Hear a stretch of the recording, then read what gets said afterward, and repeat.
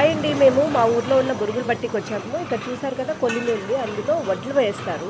వడ్లు వేసిన తర్వాత ఇలా బియ్యం తయారవుతాయి. ఆ బియ్యాన్ని ఆరబెట్టేసి ఇలా ఆరిన బియ్యాన్ని ఇక్కడ వేస్తే కొంచెం కొంచెంగా ఇది కప్పులో తీసుకొని బెల్ట్ రూపంలో ఇలా పైకి వస్తూ ఉంటుందండి. పైకి వచ్చి అక్కడ మీరు చూస్తూ ఉంటే ఇక్కడ పైకి వచ్చిన తర్వాత అందులో పడుతూ ఉంటాయి.